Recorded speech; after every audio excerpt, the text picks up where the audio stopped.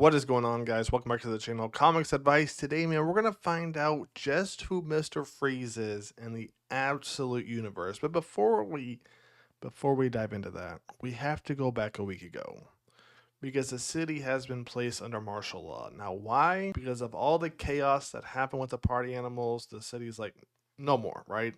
Martial law, and you can see it's just gloomy, and Bruce just can't stop staring at the black site. And it got my attention too, because I'm like, okay, the party animals are gone.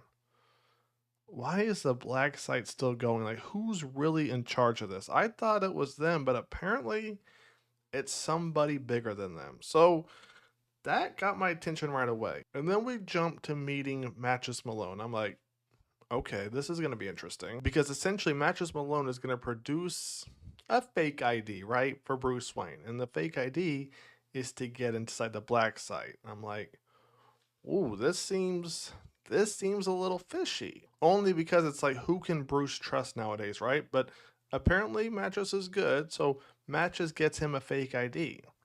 The thing is, Matches also got himself a fake ID to figure out what's going on in that building. Because you got to realize, somebody who creates these fake IDs, whatever they may be, they're a very curious person. They like to know what's going on around them. You know, who are they potentially going to be working with?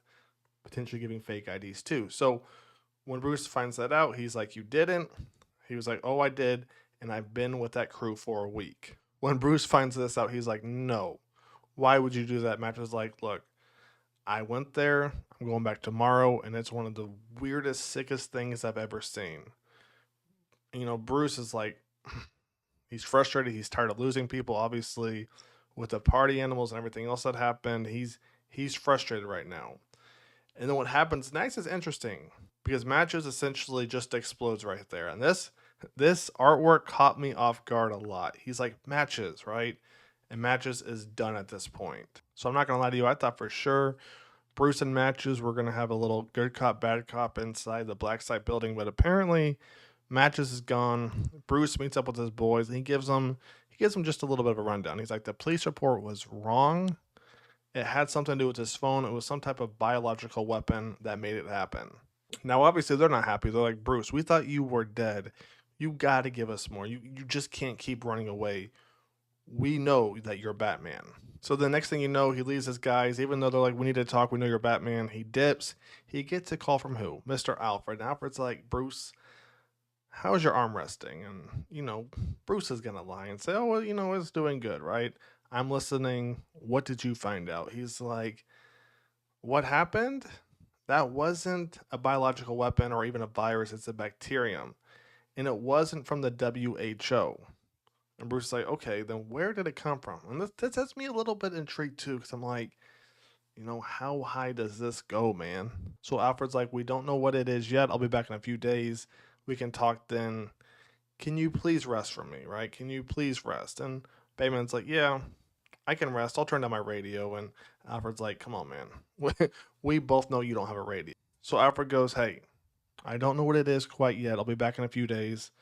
Just make sure you rest, okay? And I know you're not resting. You're out there. Just take care of yourself for a couple of days, aka stay alive until I get back and we can kind of discuss things further. So does Bruce listen to Alfred? The answer is no, right? Because where is Bruce now? He's inside the black site building. All right. And he's looking around and he's like, they're all real, looking at the saber-toothed tiger, the woolly mammoth, and just kind of admiring everything.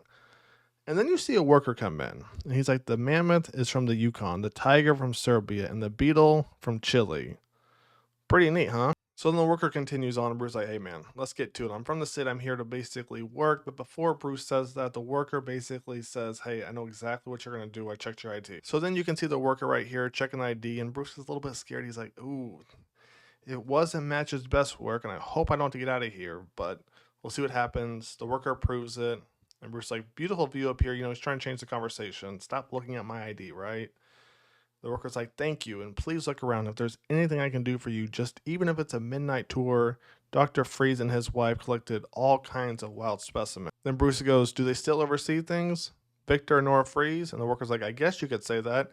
He clicks a button, and this threw me off right here, right? Take a look what happens. This right here is Victor and Nora Freeze, and this is their son right here, Victor Jr.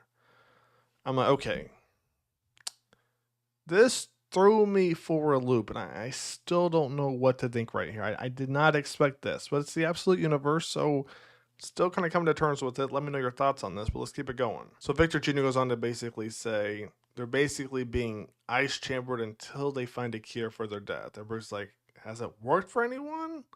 And Victor Jr. is like, yes, it's worked for me. So then Victor Jr. continues like, yeah, they told me when I woke up the world would be a better place, but the eyes, it's not what they thought, right? It's not what they thought at all. I felt everything, every moment in the pain.